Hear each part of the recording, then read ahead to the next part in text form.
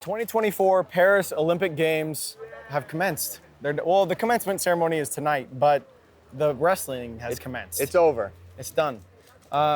Today, for American fans, a little bit of a disappointing day, but for wrestling fans in general, what a session, dude. Amazing day. Crazy. Amazing session. 65. Go back and watch every single medal match. You have to. Like, if you want to see wrestling at its greatest, watch all those medal matches. Sebastian Rivera, bronze. Freaking Musakayev lost to Dudayev, bronze. Kiyuka beating who we thought was a juggernaut in this tournament, Amuzad, 10-3. When Sebastian won, it was like 8-8 criteria. When Musakayev lost, it was like 13-12. Like, these matches, this might be my favorite weight, to watch, like, as far as just peak athleticism, peak, like, wrestlers doing crazy things. You got to watch them, even if there were no Americans in there. Watch those 65-kilogram matches. But for Americans, what was the session like, Christian? Well, I mean, Sebastian Rivera represents Puerto Rico, but certainly an American. And to echo what you're saying, 65 was the weight coming into this. We said this is the deepest weight, the toughest weight. And I really feel like 74 kind of gave it a run. Yeah. And then this medal round was just incredible for 65. Every match was totally insane. But Sebastian down early, but you watched his first repechage and he was down pretty big. He was almost pinned. And you're like, all right, it just feels like if Sebastian just can get on top, can get a takedown, he's never out of a match. And so when he was down 4-0, I think he was, to Tomuro Ochier, I was like, he just needs the right flurry to make it happen. And he made it happen. He got a trap arm and just gut. It still got dicey, got really scary. Ochier comes back, gets a 4 of his own. And so for Sebastian Rivera to win that match, as much time as they spent over-under was insane, because Tomuro Ochier wanted to be there the entire time. And he was there over 50% of the match, but Sebastian found a few openings and made the most of them. And then the buzzer beater takedown. And how about Jeff Buxton? Sebastian wanted a challenge earlier in it, and Jeff knew it was the call was correct, did not hit the button, and saved that challenge when they needed it. He would have lost without that challenge. Instead, the right call was made, and Sebastian Rivera, a bronze medalist, back-to-back medals at the world's toughest weight. Many are saying it, and now Sebastian takes that 2023 silver and even more legitimize it. There was a lot of questions. Could he do this again? Sebastian's a fixture now. It's undeniable. And what he does, and he talked about, I interviewed him after his bronze medal, and he said, listen, what I do in the regular season, what happens in ranking series, I'm living right. He literally said, I'm living right for 2 weeks to do that. He's like, I lock in for 3 months straight, and that, so you're seeing the real sea bass at these big tournaments. And man, it's a unique approach. He's like, hey, I live by the beach. I hang out with my parents. I like to have a beer every now and again. And that doesn't hurt me. And the proof's in the pudding. The proof's in the bruise. Because the guy's back-to-back medals at the world's toughest weight, and he can score at a clip few can. So that was amazing. Musakayev not medaling, that bums me out. Yeah, Musakayev fan. He's probably my favorite international wrestler to watch. He is that for most people. And Kiyuka just, I don't know. I'm so glad I didn't wager on the Olympics at all. But I am so glad someone didn't give me. You were talking down about Kiyuka a lot, Christian. Well, act like you predicted any of this at all at any point in time. This is a guy who was 9th at U23s last year. Where we saw our Brock Harder get bronze. This is a guy who lost to Haji Aliyev, who DMP'd, went 0-1, I believe, at this tournament, or 1-1. That happened in June. He lost to Haji. And now he's the Olympic champ, and he ran through, he didn't have the gauntlet that really Amuzad did necessarily, but man, he left no doubt that he was the best guy in the building. And how about go back and rewatch Sebastian's match with him? He was right there. He was right there to win the Olympics, guys. And now I don't know how Sebastian would have dealt with the pressure of Amuzad, but I don't know how he dealt with Tomuro Ochier. So Kiyuka getting that lace. I don't know how Kiyuka dealt with the pressure of Amuzad. Were you shocked when he was holding center the entire first period? No issue. I don't know, bad cut, or if he didn't feel as good as he did the first day with Amuzad. He looked so much smaller than Amuzad too, and I was like, this guy's just staying in center, and Amuzad can't move him. So I couldn't believe it. That should be studied. For sure. Put it in science. It was wild. I need to go back and watch how he was doing it, but I was shocked. The first minute and a half, I was like, oh my God, he's been holding center this entire time. Yeah, 97 kilograms, man, big bummer. It's just a horrible match to watch with Snyder and Azarpira. It's just disruption after disruption. Kyle kept bleeding and bleeding and bleeding, and Azarpira for sure was gassed, but we couldn't get to his legs. We took an early shot, we got re-attacks and gave up 2.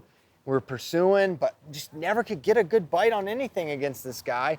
Couldn't get him out of bounds. There was one where he almost got to step out. Just, frustrating. It's the first time in Kyle's career he hasn't medaled. 9 straight medals, and that streak ends today as he comes home with a 5th place finish. And maybe that just puts in perspective just how tough it is to do what he did every single year without faltering. And he falls here, but never question the effort or the grit, tenacity, and what a great competitor Kyle Snyder is. So true appreciation for what he does and what he's going to do for Team USA, but I'm sure he's hurting right now. Yeah.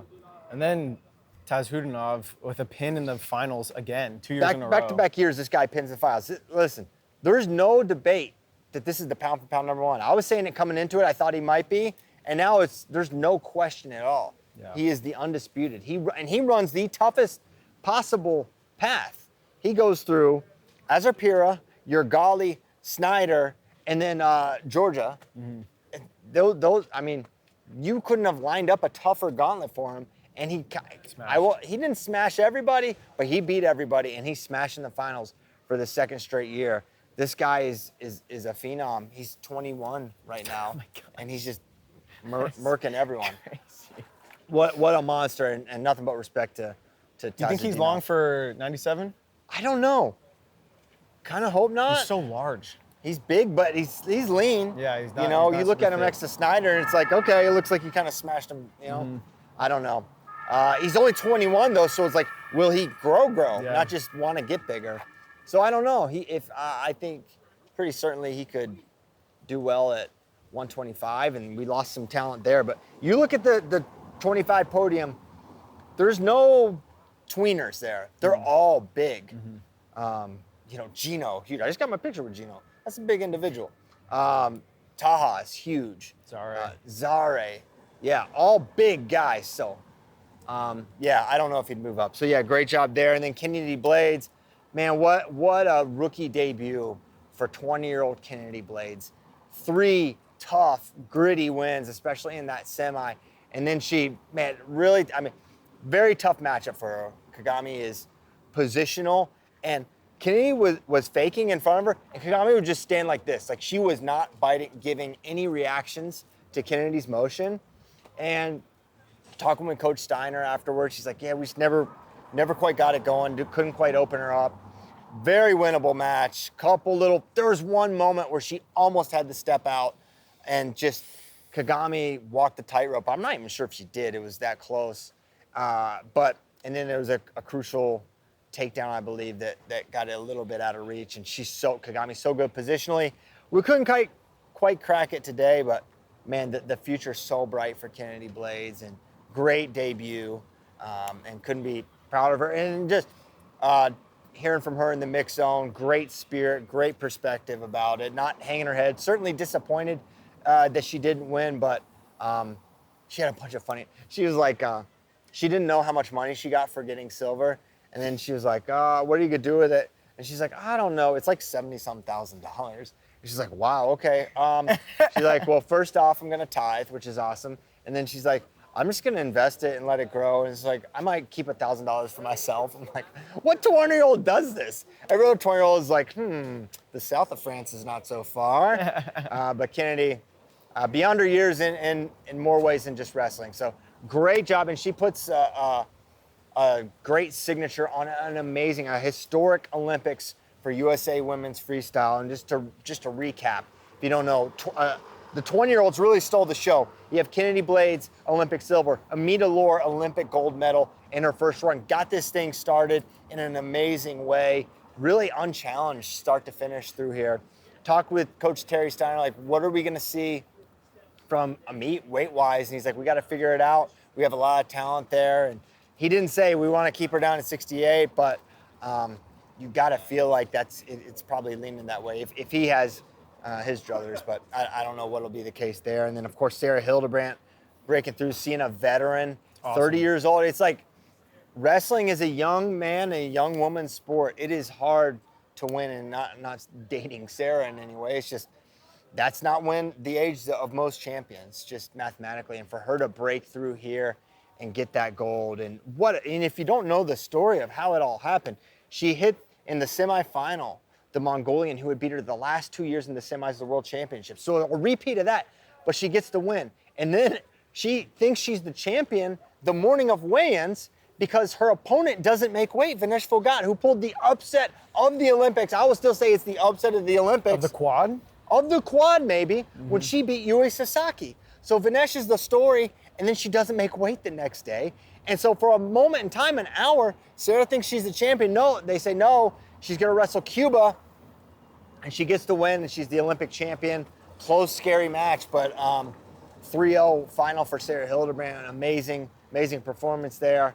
And then Helen Maroulis, who is the most significant figure for women's wrestling in America by far, and her legacy, incredible. If that was the last of Helen Maroulis, what a way to go out. She's right there with the Olympic champion, one mistake away maybe from winning that match. And talking with her afterwards, she said, it was the first time she really felt pain at the Olympics because she was totally at peace with her loss in Tokyo. She knew she did everything she could. And she said in that second period, she just didn't trust herself. And she kind of deviated. She said, I was dominating in the hand fight and I kind of got away from it and made the mistake and couldn't quite keep it rolling. And so, but then she bounced back and a 30-second pin. I mean, and this is something we've seen Helen do so many times. I remember to make the team in 21, she had that immediate slide by to the foot sweep pin, I believe, of Jenna Burkett to make the team. And she's done it other occasions as well. But if that's how she goes out with a pin like that, what can you say? Nothing. Nothing at all. Can't tell me nothing. Nothing. All right. So congrats to Helen. And then, we had... Speaking on the, you mentioned the Living the Dream Fund for Kennedy. Me and Connor were talking to some patrons of the Living the Dream Fund. Oh, wow. And they said that they were talking with Helen, and she said that fund, winning gold in 2016, was the reason she's still wrestling now. Wow. She's with all of her injuries and everything, having that money was allowed her to get the medical attention she needed and be able to still continue and still be able to focus on wrestling. So we are super fortunate to have that available to these wrestlers. Yeah, I mean, that's not available in every other country. And in other nations, you maybe lose a Helen Maroulis, right? And that would be really sad. But there are charitable people that wrestling is sitting on the shoulders of, and without those, the benefactors, wrestling's in a really different place in America. It really is. So don't lose sight of that. And then, Dawn Parrish, definitely not the tournament she was hoping for, going 0-2. And Kayla Miracle, man, right there, takes a tough loss to Tina Bakova, who's a world champion. 6'6", and one of the points was a lost challenge. And, I know the coaches are beating themselves up for that, but heat of the moment, things happen, you make choices, and that's the way it goes. But, man, Kayla she's right there to bring home a medal. So, future's so bright for USA Women's Freestyle, no question about it. And man, they really were such a treat to watch all week long. And I kind of loved that, as well as they did, we had them every day because it wasn't all joy. If you're a USA Wrestling fan, because on the men's side, there's a couple of different ways to look at it, man. 3 medals is kind of the median for where we land typically, but for whatever reason, it just really stings how it went down. I think I see a lot of people that are they want to sound the alarm bells. They're what are we have to figure out Scout Japan, what are they doing? What are we doing wrong? And I think, I don't think it's tear down and start over. I think maybe it's pay attention, maybe it's a wake up call, but I don't think that this is something to be worried about. 3 Olympic medals, still, again, like you said, median performance. Yeah. And one thing I noticed about the Japanese athletes is they just seem to be so like appreciative in the moment. And like when Kennedy Blades finals moment, they're tied going to the break. She was smiling as she walked to her corner. Yeah, they're like, loving it. They're just like Takatani lost and went to the crowd and held up his flag and was like celebrating. Like that's the one thing I noticed visibly on the surface at least was that the Japanese wrestlers were just having so much fun with it. Yeah, it's not just like psychologically a good headspace to be. I think there's competitive advantage there. And I think we're seeing that. And you listen to the rhetoric out of Penn State. So much of it really aligns with that. And I don't think it's a coincidence that sort of appreciation and that whatever is, it's very apparent. It's no more apparent than any nation or any group than it is with Japanese wrestling. And yeah, sounding the alarms I think would be a mistake. I think when you think about think about baseball. Like if you make it to the World Series and you lose, like it's a little more chance, right? And like now you think about a 6-minute match. It's like even more. There's no takebacks. It's not as simple. And I think you can overreact to things. And let's just kind of go weight by weight, and then maybe I can put finishing thoughts on that. But so for Spencer Lee, rookie performance, makes it to the final, which is fantastic, obviously. Loses a match he obviously could have won. And against a great champion, Rei Higuchi, he dominates his way to the finals. They actually had a really tough match against China, then tech to the finals, and then he proceeds to fall 4-2 to Rei Higuchi. And now he sits out to Final X in 2025. Wow, we're going to start saying that year now. 2025. And he was sort of like more, I chalk this up to the heat of the moment that he's like little sort of unsure about his future. I would be stunned if Spencer Lee stopped wrestling, but he sort of alluded to that. But was sitting out. What? Yeah, he's like, I don't know if I want to keep doing this. Really? In the mix zone. Yeah. So I don't think that's going to be reality. I think that's just Spencer in the moment. And I think as time passes, Spencer will be back on the mat, and he's going to be a very, very tough guy to beat. And I talked with Rei Higuchi also. I'm like, actually, it was one of like my favorite interactions of the Olympics. Just like, because no one asked like what was next for him. Is he going to keep competing? And I don't know if this is the case, but he thinks they might change the weight classes. He's like, he wants to wait and see if they change the weights before he makes a decision. So he's hoping he gets a couple other kilos. I know many others. Everyone is cutting weight all night long to make 57, even the small ones. Yeah. It's not a good weight. We could move it up to 59 or 60 and not lose anything. The lowest Olympic weight at Greco is 60, right? Yep. Greco-humans are smaller or bigger. Bigger people. Everyone knows that. It feels like Greco and freestyle should be the same, and it feels like that lowest weight should probably be 60 kilos. Yeah. In my opinion. I totally agree. I don't think we lose anything we just saw at 57 if it goes up to 60. 60 was like my favorite weight of men's freestyle Olympics for the longest time, and they just got rid of it for whatever reason. So I wish they would change that. But yeah, Spencer will be a fixture at 57, I believe, for a long time. 65, really sad end for Zane Rutherford, having to pull out due to concussions. Apparently, and I didn't know this, he'd been dealing with that throughout camp, and then had a relapse or had a re-injury during the Amazon match and couldn't continue. And I think he could have gone on a run here. I really do. I always am optimistic when it comes to Team USA, but I really think he could have, and it's sad. And you wonder if this is it for Zane, and it's a sad way to go out if it is, but who knows? 70 kilograms is a better weight for him. He's the reigning world champion there, so maybe we see him again. Kyle Dake.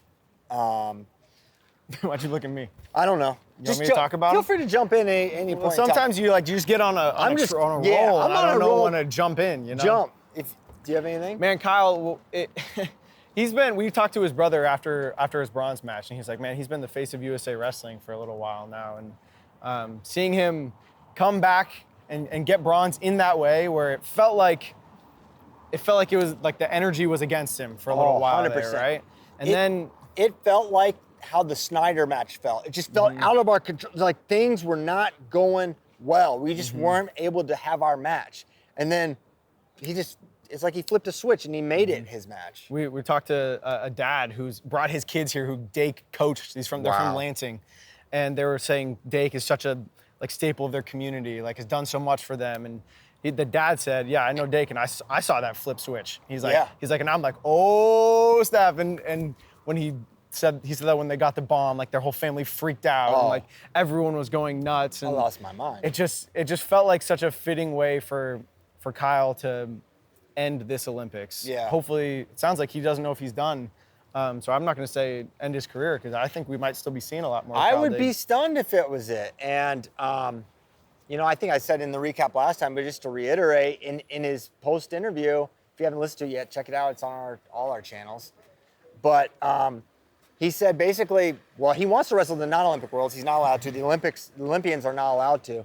But I think he kicks around 79. Now, it's going to be tough for him to pass on that sitting out to Final X is just so, there's such a pool there to remain at the weight class where you have that bye. That's such an advantage.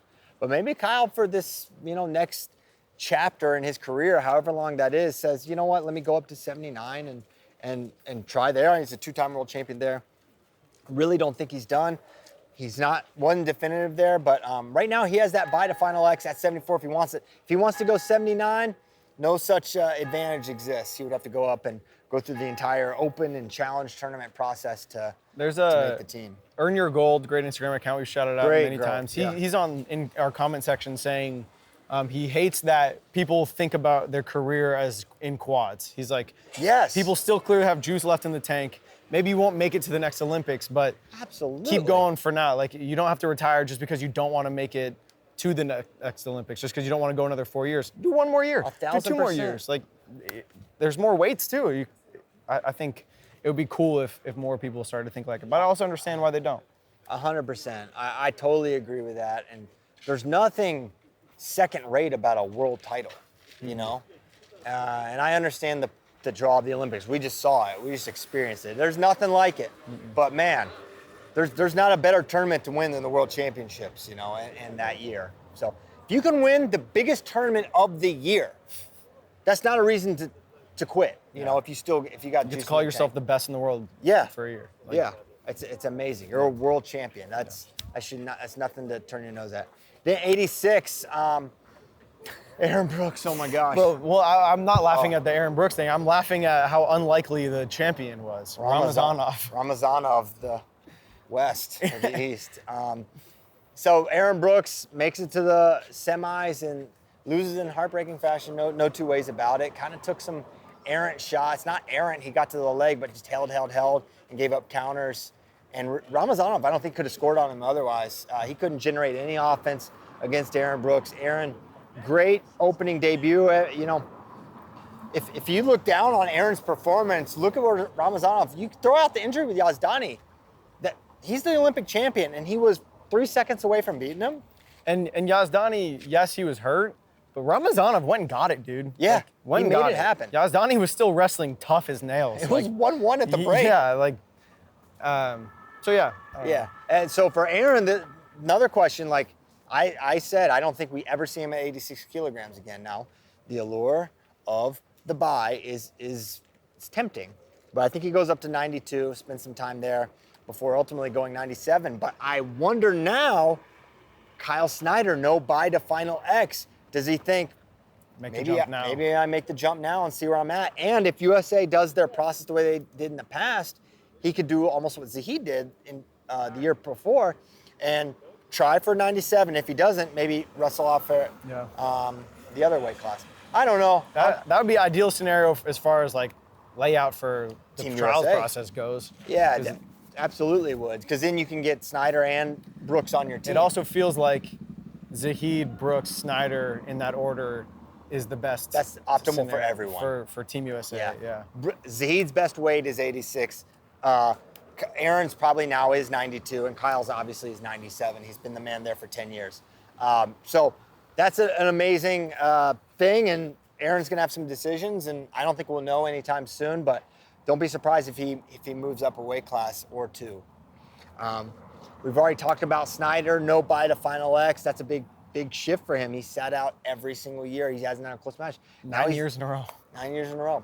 And so now he's back in the normal trials process. Go through the open or challenge tournament or whatever.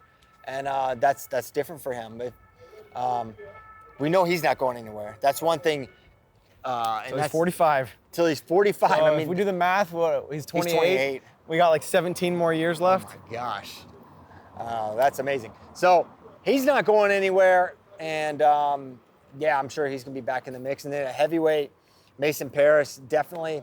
I think if you're going to point to probably the biggest disparity in expectations versus performance, I think Mason's up there because we thought he could go really on a run here. And Monk Tour is not the ideal first round match, but it's no doubt a winnable one. And we got kind of dominated. And then Monk Tour got dominated the next round by a guy Mason beat. Yeah. So you can't feel anything but like you get another shot and things go better for Mason. But that's not how the Olympics work. And so he goes 0-1, unfortunately. And now he's back in Gen Pop, as we call it. That's what we call it? Starting now. I think I like that. Hey, if I could see Mason Parris wrestle more, I'm trying to look for the silver lining here. That is silver. Now we get to see him maybe at US Open or World Team Trials, whatever the process ends up being. And heavyweight's interesting. You know, what sort of changes do we see there? You got Kirkfleet in the mix, Feldman coming up. Is Gwizdowski going to continue to wrestle? It seems like that's a possibility, Zilmer, et cetera. So that puts a bow on the Olympics. Any other thoughts? And I guess I'll just finally say, like, the USA process has built the process doesn't get us the titles, guys. How we pick our team is how the development and the coaching that we have, the financial support that we have that keeps athletes in, the coaches we have at the collegiate level. That is a huge part of why these guys are so good and why we're having still unprecedented success at the level. And I get the disappointment. We thought we were going to have some gold medals. It's never happened. It's been since 1968 since we haven't got a gold. But the sky's not falling. Certainly, it's not the performance we wanted, but I think a more measured approach and how you think about this performance from Team USA is necessary. And look out for this team come 2025 Worlds. I popped into our watch party YouTube chat earlier today, just seeing what people's thoughts were on the whole situation. And people, when things don't go the US's way, they seem to convince themselves that foreign countries are doing like all these special things that make them better. They're like, I saw people just making stuff up. They're like, Japan's winning because they have a more unified approach, and US is losing because we do RTCs. And I was like, Stevon is like good friends with Yu Suzaki. Once we got dinner with her, and she explained that there are clubs in Japan and not everyone wrestles in Tokyo, and people will wrestle. Like, it sounded to me very similar to the RTC system that we have in the United States. So like, people will just spread rumors and just make stuff up like, oh, this country's doing well because they're doing this versus that. Like, freaking in Russia, like, it's clubs in these different areas of Russia that are sending guys to their trials. Call them colleges. Yeah, call them colleges. Like, I think that the U.S. is in a great spot. We're getting good funding. Like, we're moving forward. Yeah. If you compare this to like 2008, we used to get like one medalist per Olympics. Like, we're none in some world championships. It's amazing. And so I think that perspective is important. And we can't have great success last year and the year before that and ignore the system. And then 1 year later in the same system be like, system's broken. That doesn't make sense. You can't play it both ways. And I think just for this Olympics, coming off of 2 years of world championships, last year we won, even with Russia there. So it's like, this is going to be the best Olympics ever. Yeah. And so when it's not, it's a little disappointing, but it doesn't mean we have to go completely back to the drawing board. Yeah, but I guess I forgot the final thing I was going to say. I see Andy Hamilton here creeping up. And Connor's getting, our arms are getting tired. I can tell. I feel bad. Well, because we're doing the interviews, I feel our cameraman Connor, I can tell that he didn't know that this video would be this long. Yeah. I feel bad for him. All right, let's cut it. All right, see ya.